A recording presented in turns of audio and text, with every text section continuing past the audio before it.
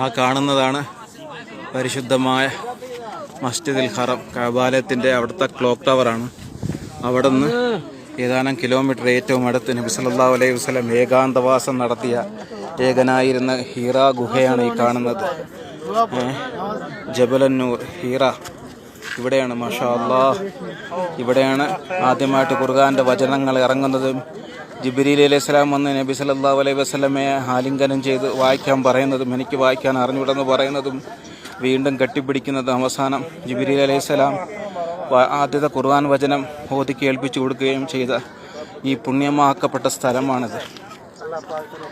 ഈ ജബലന്നൂറിൻ്റെ ഏറ്റവും മുകൾ ഭാഗത്ത് നിൽക്കുകയാണ്. മക്കയാണ് ഈ കാണുന്ന 4 സൈഡും മക്കാ നഗരമാണ്. ഇവിടെ ഏറ്റവും ഇത് ആധുനിക സംവിധാനത്തിൽ ഈ നിങ്ങൾ കാണുന്നില്ല, ഈ പടികളും മറ്റുമെല്ലാം ഉണ്ടാക്കി വെച്ചേക്കുന്നു. 1400 വർഷങ്ങൾക്ക് മുമ്പ് ഇവിടെ പടിയുമില്ലായിരുന്നു, ഒന്നുമില്ലായിരുന്നു. ഒരു മഹദി തിരുനബി സല്ലല്ലാഹു അലൈഹി വസല്ലമയ്ക്ക് ഭക്ഷണവുമായി വന്ന ജബലന്നൂർ എന്ന് പറയുമ്പോൾ ആദ്യം ഓർമ്മ വരുന്നത് ഖദീജ ബീബി റളിയല്ലാഹു അൻഹയാണ്.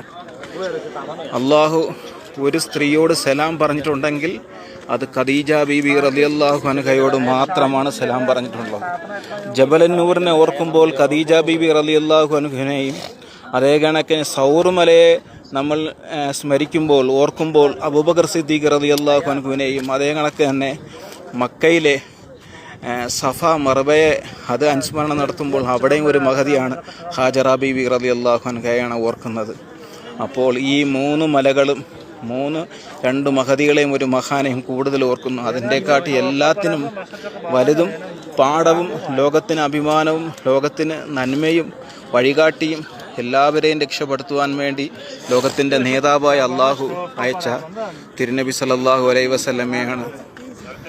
ഈ ജബലന്നൂറിൻ്റെ ചരിത്രങ്ങളൊക്കെ ഒത്തിരി പറയാനുണ്ട്.